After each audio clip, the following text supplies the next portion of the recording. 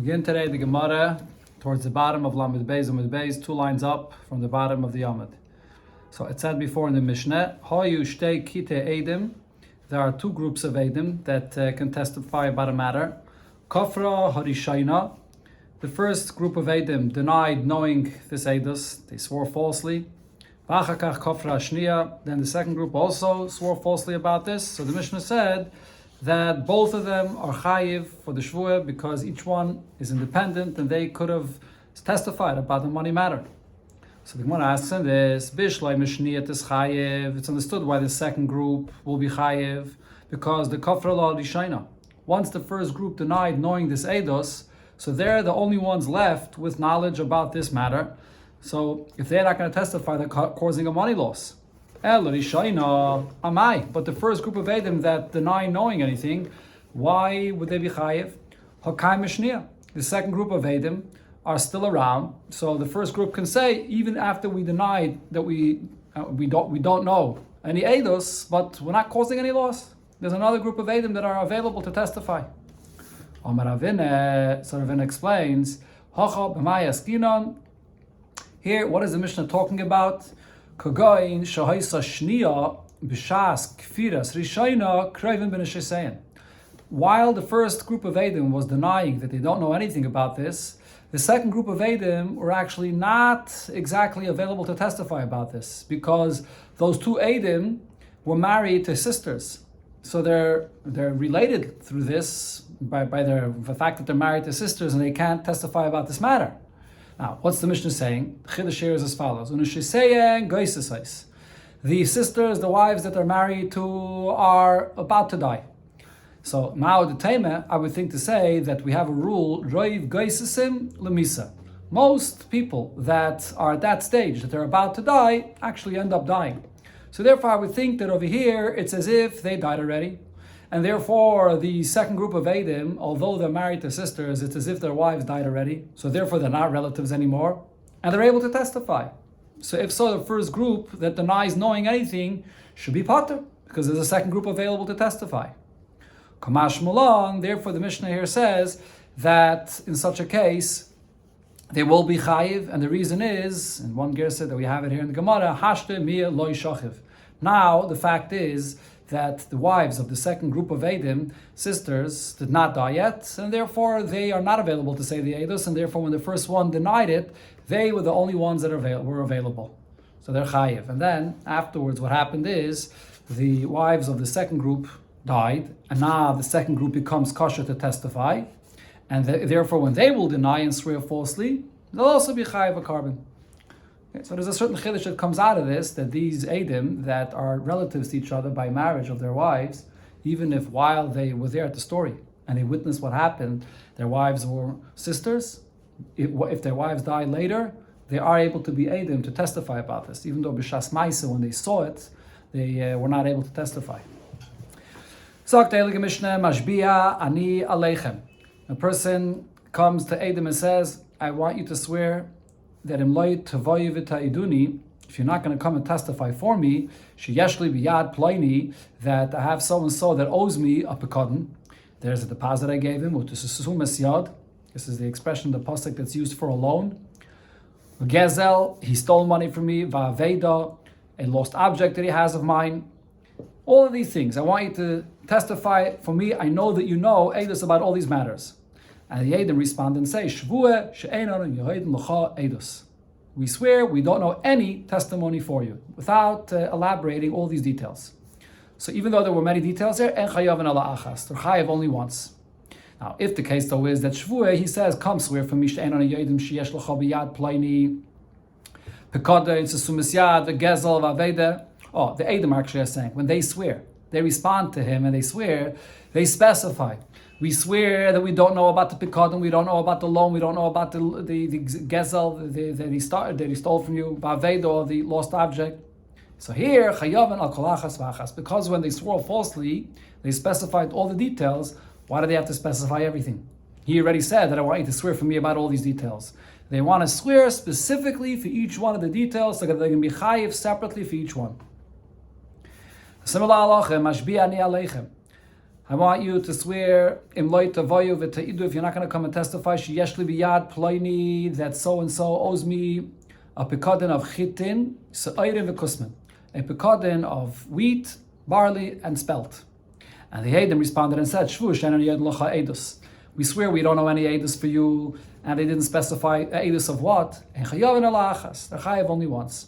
But if the Eidim responded and specified she'enon yedim, Shvu she'enon yedim l'cha edus sheyesh l'cha b'yad ploini, a edus about this that you say that you have by someone, chitin, se'ayrim, v'kusmin, wheat, barley, and the spelt, then chayavin al kol achas v'achas. They'll be chayav separately for each one of the things that they specified. So Rashi here says both of these cases are very similar. In the first case, the Mishnah is talking about a situation where it's all one kind, but it's different types, it's just money, but it's based on different kinds of reasons that he's claiming it. And the Sefer, the next case, is talking about it's basically all one claim, that I have a deposit by you, but it's different minim, it's wheat, barley, and spelt. Another case, the Mishnah says, Mashbi'a ani aleichem, I have you swear for me, im loy tavoy v'tiduni, if you're not going to come and testify for me, sheyeshli biyad ploini, that I have in this person's hand money that he owes me for nezek, for a damage that he caused me, or v'chatzi nezek, a case where he caused me a damage and he only has to pay half for the nezek. Usually this is by a share that's a tam, the first 3 times that it gores, it only pays half. Gemara will explain what the case of this chatzi nezek is. Tashlume kefil, that the Eidim should swear that this person owes me double for a geneva, when you have to pay kefil. V'tashlume abba v'chamisha, the Eidim should swear about a case of a geneva where the person that stole an animal went and either slaughtered it or sold it, and then he has to pay 4 or 5 times as much, depending on what kind of animal it is. Or another case, v'sha'anas ish ploini es biti, upita as biti, or a person says, I want you to testify about so-and-so, that he by force had a relation with my daughter, and therefore there's a knas that you pay for that. There's a knas of 50 kesef that you pay. Or pita as biti, similar, you pay a knas in a case where he convinced his daughter. Or another case, v'shehikani b'ni, my son hit me, and he has to pay me for the for what happened as a result of this. And Rashi clarifies that the Mishnah clearly is saying here, shehikani, that a person's son hit him, but it did not cause a wound. Because in a case, if there's a wound, then the son is chayiv misa, and if there's a chayiv misa, there's no chayiv of money. If you chayiv misa, there's no money. But if here you just hit him, there was no chabura, but there's a payment of money. Rashi says the payment of money would be for the embarrassment. Now, v'shachava b'chaveri, or in another case where a person says, testify for me that my friend caused a wound, v'shehitlik is gedishi, or he lit and burnt my pile of wheat. When was this? B'yom kippurim. Both of these cases, whether he made a wound or he burnt down his godish, it was Yom Kippur. So in all these cases, harei elu chayavim, the Eidim that swear falsely about this, and they say they don't know the testimony, they will be chayiv. And the Gemara will go through these cases to explain what the chiddush in them is. Sagt the Gemara, the Shaila was asked, Mashbiya Eidei Knas Mahu. In a case where a person has Eidim swear about a testimony in regards to a payment of a knas, a penalty. Not a regular money payment, but a penalty. So Mahu, what's going to be the halach in such a case? If the Eidim swore falsely about this, are they going to be chayiv or not? Now, what would be the reason why knas should be different? So we'll see here from what the Gemara explains about this. Okay, so first the Gemara clarifies about knas as follows. According to Rabbi Elazar ben Rab Shimon's opinion, here the Bach adds into the Gemara a line, the Omar Yevoyu Eidim v'Yeidu Loi Tibayalach. Actually, what the Bach does, he just switches around the words of the Gemara. In our Gemara it says, Loi Tibayalach, the Omar Yevoyu Eidim v'Yeidu. Now, what is this halacha that Rabbi Elazar ben Rab Shimon says? By knas, the halacha is if the person that's chayiv the knas comes himself and admits that he's chayiv this knas, he's pater. And Maida b'knas is pater. The Gemara learns it out from the pasuk where it says Asher Yashir Olehim, which means only if the bezdin obligates you to pay your chayiv, not if you maida yourself. Now the question is, what happens if after he was maida, Eidim come and also now testify that he's chayiv? Will the words of the Eidim be mechayivim after he was maida? So Rabbi Elazar ben Reb Shimon says that yes, let Edom come now and testify, and he'll be chayiv. So according to Rabbi Elazar ben Reb Shimon, there is no reason why knas would be different than any money payment, because just like by any money payment, when Edom testify, they obligate the person to pay. So if the Edom deny and swear falsely about this, they're chayiv. Here as well, regarding a knas, anytime these Edom would testify about the knas, they would make him pay, and therefore if they deny knowing this, they would be chayiv. Now, according to whose opinion is this shaila here? Aliba de Rabbanan. According to the Rabbanan's opinion, the Rabbanan said, Maide beknas. If a person admits that he owes this knas, and afterwards Edom came and testified that he owes it, potter. Once he's maide, the admittance, the fact that it was maide, patters him forever. Edom cannot ever be mechayiv him again. So therefore, in this case, according to the Rabbanan, the fact that Edom are denying this eidos about knas is not necessarily clearly a case where them not testifying about this is causing a loss of money, because it could be the person would be maideh and then their eidos would not be effective at all. So now the Gemara explains there's another detail and understanding here, this Ibaya, based on what we learned before in the Gemara and the Aflamed Beis. Now Rabbanan the Hassam, according to the Rabbanan that we just quoted regarding knas, that once you're maideh, you're always going to be potter, command svirulu. So here, according to who do they hold? And this comes back to what the Gemara brought before on the Aflamed Beis, in a case where one aid is swearing falsely that he doesn't know testimony. Is he chayiv for the shvua, for the false shvua, or not? So what did we have before in the Gemara? Now, Ileime, Rabbi Elazar ben Reb Shimon, the hacha, if we're going to say that the Rabbanan would hold like Rabbi Elazar ben Reb Shimon's opinion that was quoted here earlier, haka amar, Rabbi Elazar ben Reb Shimon says, davar agayrim l'mamin kamamin dami. Not only in a case where Edom testified directly about something that's mechayiv mamin, but even if one aid testifies, which is mechayiv a shvua, but it's possible that the person won't swear, and then that would cause that he will pay, that is just like testifying about money. So if so, over here regarding knas, there won't be any shaila either, because even if it's possible that their edus about knas will not be effective because he'll be maideh, but it's also possible he won't be maideh. So therefore their edus could be a cause for a money payment. So definitely there would be chayiv for denying knowing this edus. But according to the Rabbanan that say over here regarding this halacha, the Amri, Dava Gairim Lamamein, Lav Kamamandami, that when there's a situation where the edus could cause a payment of money, but it may not, but since it may not, it's not considered to be like mamin. So now if so, the question is, what's the halacha with knas? Now here the Gemara explains the two sides of the question. Do I say, Kivin the ilumayde miftar, since if the person that would be obligated to pay, if he would admit he would be potter, so then lav mamayna, kakafrale. So this is not a situation where these Eidim are refusing or are denying that they know Eidos about a money matter, because this is not a money matter. The person would just be Maida and anyways be Potter. Or do I say, Hashte miye loy Eidi. Now the fact is the person was not Maida yet, and therefore at this point their Eidos about the Knas is the Eidos about a money matter. And therefore they would be Chayiv if they deny this Eidos. Okay, so the Gemara first begins going through the different cases that was brought in the second part of the Mishnah, which seems to clearly be talking about situations of Knas. Says the Gemara Toshama, so I'll prove this for you. The Mishnah said, I'm having you swear that you don't know Eidos and loy tavoyu v'ta'iduni sheyesh li biyad ploni nezek v'chatzi nezek. If you're not going to come and testify about a damage, or also a half payment for a damage. Now, when do you pay for half of the damage? Chatzi nezek knosuhu.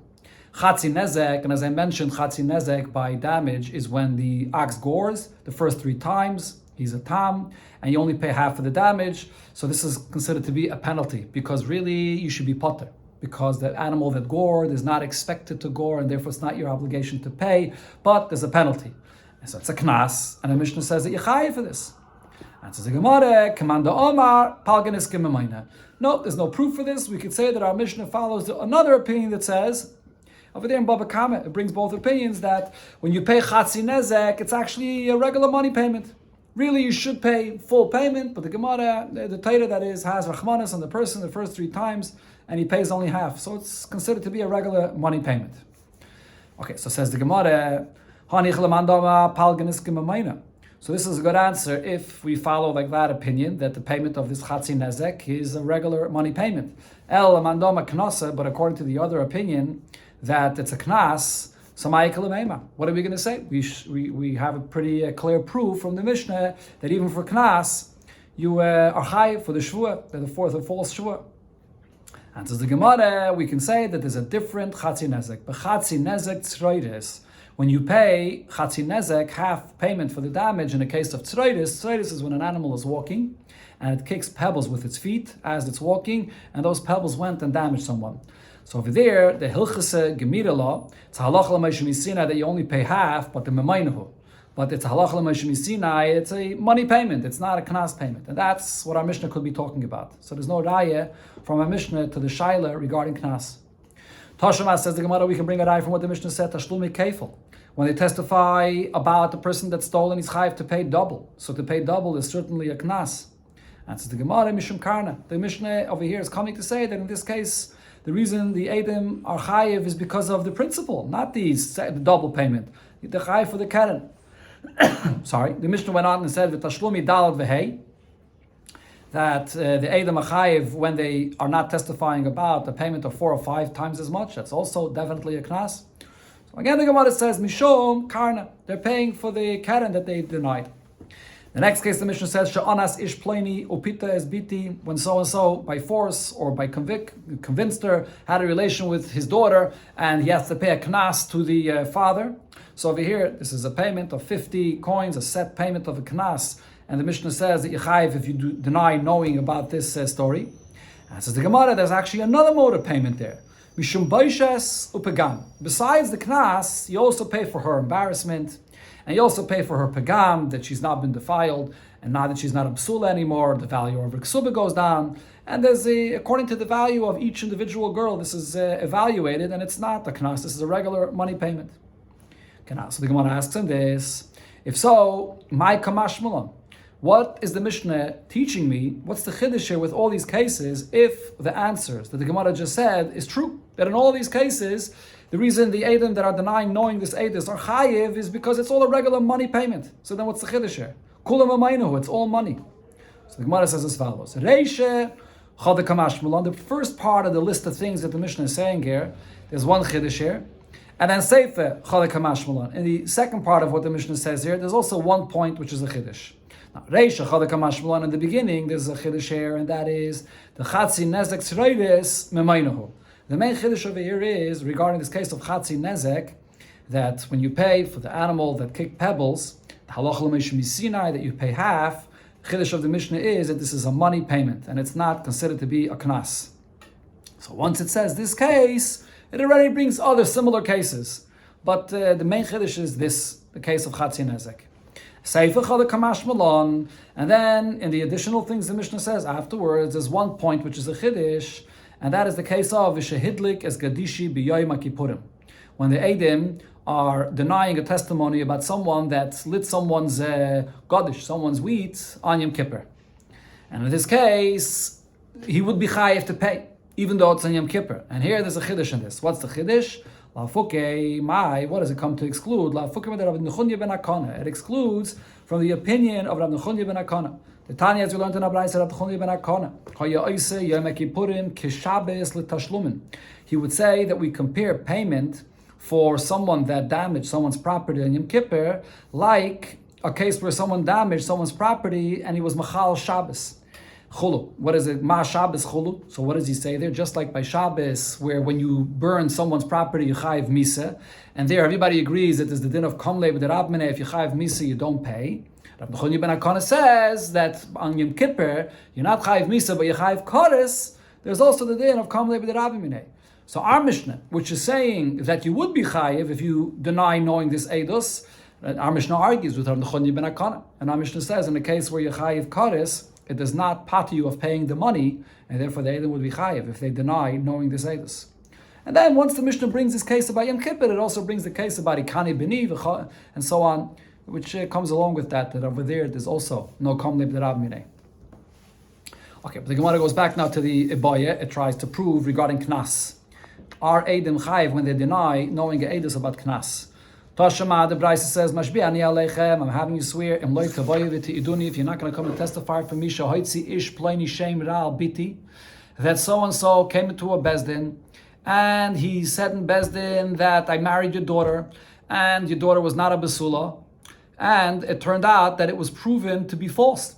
And when he's Maitzi Shemra, what's the halach in such a case? There's a knas he has to pay. He has to pay a knas of meya kesef, 100 kesef.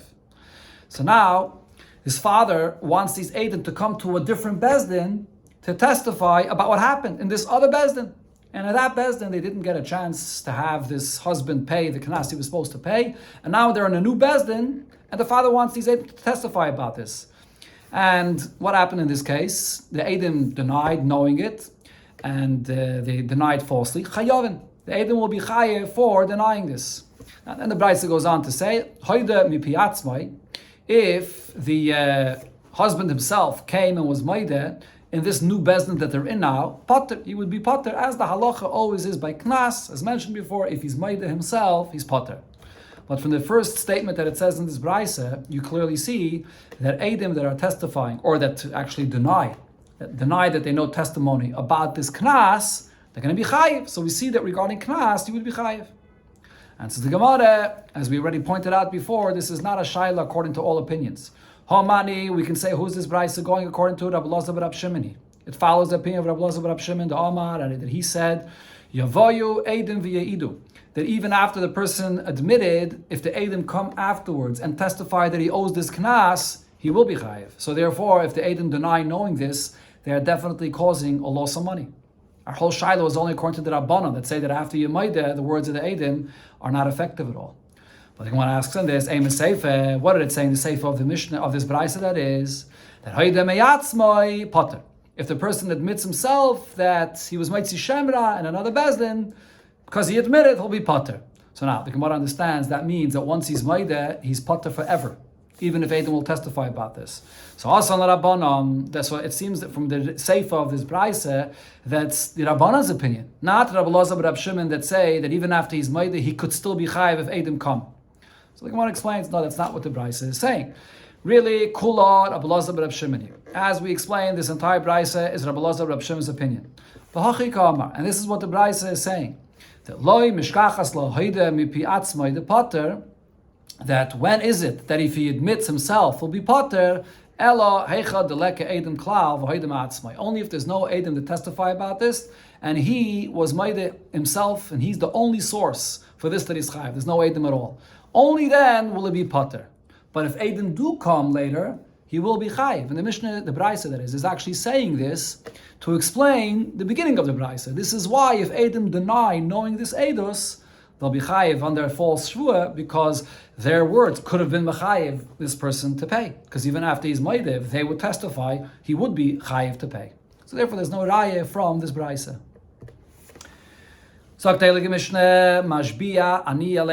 A person is telling Eidim that I want you to swear for me, im loy tavoy v'ta'idu, if you're not going to come and testify, shani kayin, that I am a kayin, or shani levi, that I'm a levi, she'eni ben grusha, that I'm not a son of a grusha, meaning that I'm not a cholol. A kayin born from a mother, a grusha, would be a cholol. Apostle a kayin can't do the avodah, can't eat truma, and so on. Or she'eni ben chalutza, I'm not a ben chalutza, which midrabanan is also apostle. Right? And so in all these cases, there is no money loss involved in this eidos. So if they deny knowing this eidos, they're not chayiv. Now, Mefarshim add, even though indirectly they could be losing out, because if he's not a kohen, if he's not a levi, or if he's a cholol, he can't collect truma and maisis, but that's considered to be indirect. The actual eidos is about his status of being a kohen or a levi, so that's not directly a money loss, and therefore the eidim are going to be potter for denying this. Or another case, if a person comes and says, I want you to testify or swear that you don't know eidos about she'ish ploini kain, not about himself, but that so-and-so is a kain. Or she'ish ploini levi, that so-and-so is a levi. Or she'enu ben grusha, she'enu ben chalutza, that he's not a apostle of kain. Also, you're going to be potter in this case. Or she'anas ish ploini as bitoi, upita as bitoi. Testify to me about, not my own daughter, about someone else's daughter, that someone was mezana with his daughter by force or by convincing her. Or another case, v'shachaval bi bini, Or a person is telling Eidim, testify for me, but in what case over here, his son hit him, and here the Mishnah says there was a Chabala. There was actually a wound that he caused to his father. In such a case, a child that causes a father a wound, he's chayiv misa. And then there's no payment of money. Or, v'shechava b'chaveri, or shehidlik gedishi b'Shabbos. Testified about the fact that my friend made a wound, or burnt down my wheat. When was it? On Shabbos. And in both cases, he's chayiv misa. And if you chayiv misa, there's no payment. So if there's no money involved in this testimony, harei lepeturin. The Eidim that denied knowing this Eidos and swore falsely will be potter. Okay, so the Gemara focuses on one of the cases of the Mishnah, the middle case of the Mishnah, where it said, the person says to the Eidim, come and testify about so-and-so that he's a Kayin or a Levi. So then, the Eidim that deny this will be potter. Says the Gemara, time the Ish Pleni Kayin, the Ish Pleni Levi. The reason why the person is potter, or the Eidim that is, are potter when they swear falsely about this, it's because there's no money involved. They're saying about so-and-so that he's a Kayin or a Levi.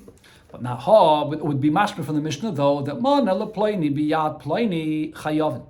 That if someone comes to Eidim and says to them, come and testify about Reuven, that he owes money to Shimon, in such a case, the Eidim would be chayiv. Why? Because there's money involved, even though the actual Teveya, the one that's claiming the money, is not even here. Says the Gemara, but how could that be? Hakatani Seife.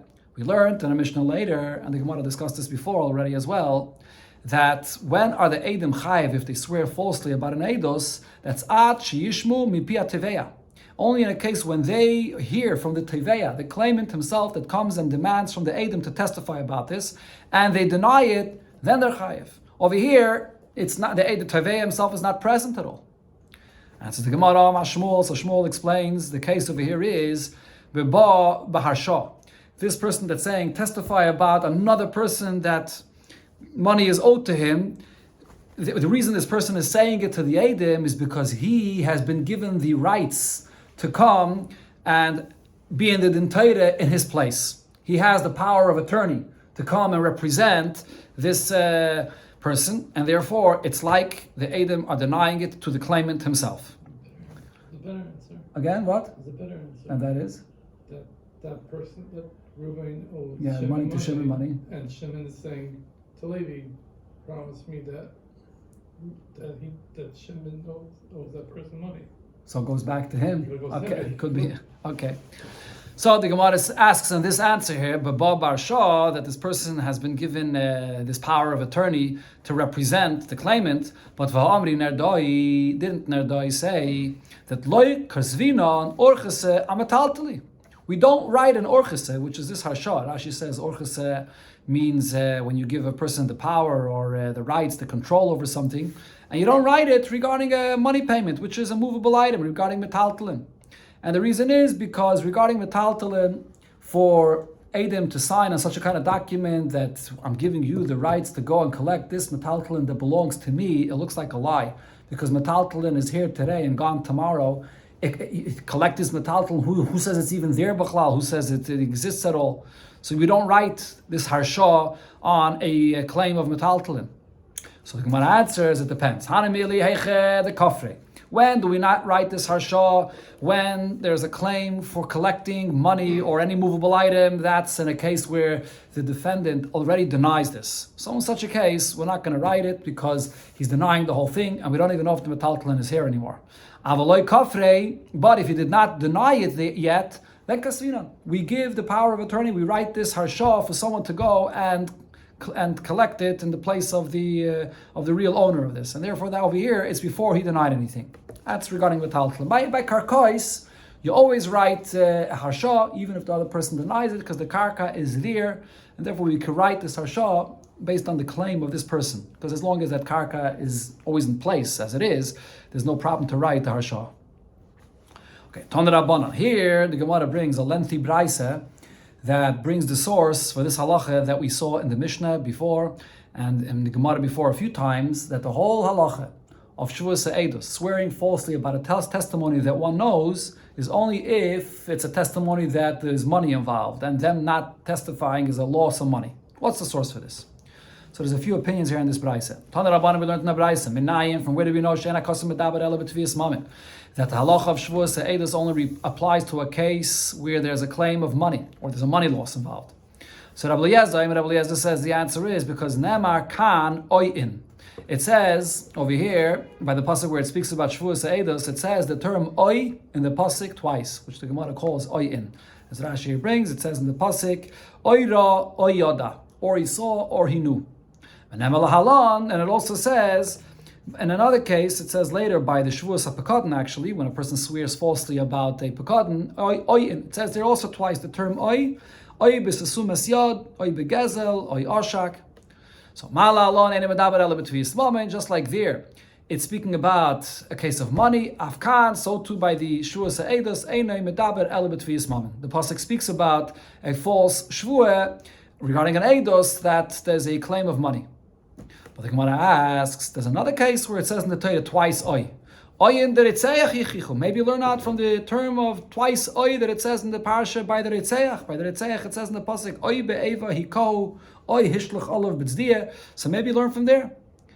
Answers the Gemara that so first the Gemara explains its question. Shehein Oyin. Over there it also says twice Oy. Umedabrin shaloi b'tvias mamin. And there it's not about a claim of money. So maybe here as well the false shvuah, the Shavuos Ha'edus, is also not only about a case of money. Answers the Gemara, no. Because Donin Oyin Sheyesh Iman Shvuah, we are comparing the two Oys that it says here to another case where it says two Oys, which is by a case of a Shvuah, like by Shavuos Pekadin, Me Oyin Sheyesh Iman Shvuah. So from the Shvuah of Shavuos Ha'edus to the Shavuos Pekadin. But there's no reason to learn out from the two Oys that it says by a murderer, Shein Iman Shvuah. Over there's no shvuah involved, so there's no reason to compare it to there. But the Gemara still asks, there's another case, Oyin, the Saita Yechicho. Why can't we learn out from what it says twice, the term Oy in the pasuk by Saita? The pasuk there says by Saita, V'hi nitma, Oy aval olav ruach kina. So it says over the Oy ish ashatavid olav. So it says also twice Oy by the Saita. Maybe learn from there. Shehein Oyin, says twice Oy, V'yash iman shvuah, and there actually is a shvuah. Because over there, the Kohen has the woman swear that she did not do an Aveda with this man. And there it's speaking about a Shavuah that there's no money involved. So maybe we could learn from there regarding the Shavuos Ha'edus that it also applies when there's no money involved. Answers the Gemara or answers the Braise. This is all part of the Braise. We learn out from another case where there's a shvuah involved, and there's no kayin that's having you swear this. From a case, so just like here by Shavuos Ha'edus, this is a shvuah and there's no kayin involved. We learn out from Shavuos HaPekadon, where there's a shvuah and there's no kayin involved. We're not going to learn out from what we suggested before, from the twice oy that it says by Ritzeach, she'ein iman shvuah.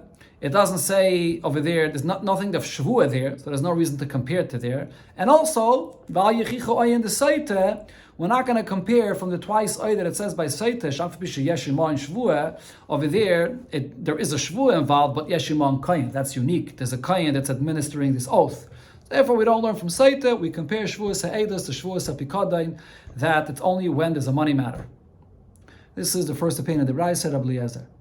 Rabbi Akiva says, we learn it out as follows. It says here, by Shavuos Ha'edus, when it says in the pasuk afterwards, the carbon that you bring, v'hoya ki yesham la'achas me'ela, that if you did an Aveda by one of these, which means yesh me'ela shu chayiv, v'yesh me'ela shu pater. When it says le'achas me'ela, it says in one of the cases, when he swore falsely, he'll be chayiv. But there is a case where if he swore falsely, he'll be pater. So what does that mean? From here we learned, HaKetzad, Tove Mamain, if it's an edus regarding a money matter, chayiv, then the edim that deny this will be chayiv dover acher. If it's another matter, not a money matter, pater. Then the edim will be pater. Rabbi Yisrael Glili brings another source. Harei Waimer, the pasuk says, V'hu eidei. This person that's denying knowing this testimony, so he's a eid oira. Either he saw himself or yoda, or he knows, he has knowledge. So from this, we know that it's speaking about a money matter. Why? The eidos hamiskayemes b'ri'iyeh below yediyeh, because it's speaking about such a kind of testimony that you can testify by what you saw and not by knowledge, or ubiyidiyah b'loy. On the other hand, it could be a situation where there's knowledge you have even if you didn't see. Hakasav medaba, that's what the Torah is speaking about. And this is only by a money matter. And the Gemara explains how you have both by a money matter. Re'iyah b'loy, testifying about something that you saw, even if you don't have knowledge, you just saw. And that is, Ketzad, what's the case? Mane manisi l'cha b'fnei ploni. A person says to his friend, I counted money to you, and I gave you money in front of these two Eidim. Yevaya ploni v'yidu. Let so-and-so come and testify about this. So zu'iriyah b'lo yidiyah. This is the case where they saw the counting of the money, even if they don't know exactly what happened, but they saw the counting of the money and they can testify about this. Then there's another case, yidiyah b'lo yidiyah, a case where they have knowledge, even if they didn't see the actual loan or the counting of the money. Keitzad, how could this be when a person says to his friend, Mane haydesa li b'fnei ploni. You admitted to me that you owe me money in front of these two Eidim. Yevaya ploni v'yidu. Let the two Eidim come and testify about this. Zuyidiyah b'lo yidiyah. So this is a case where the Eidim have knowledge, they heard that he admitted, even if they didn't see the actual loan itself. So therefore, because it says in the Torah, oy yada, it refers to a money matter. Okay, the last opinion in this brayse, and this goes over to the next Amud, we'll just finish the brayse here. Rab Shimon says, the source is as follows. That chayiv kan, the Torah here says, for swearing falsely by a testimony, a chayiv. V'chayiv a pikadon. By a pikadon, when one swears falsely, is also chayiv. Just like there, it's regarding a money matter. Here as well, it's about a claim for money. Now, additionally, I can say it's a kavachomer. I can learn it from Pekadon with the following kavachomer. Ma Pekadon she'asa by noshim ka'anoshim. When someone denies having someone's Pekadon, so men and women are the same. Krevim kerechaykim, whether you're a relative or not is also the same. Psulim kikshedim, whether you're possible to say this or you're kosher is also the same. And v'chayev kolachas v'achas. And Yechayev, for whatever it is that you deny, bifnei bezdin, whether you're in front of a bezdin, v'shaloi bifnei bezdin, even if you're not in front of the bezdin. So we have all of these stringencies here, and nevertheless, the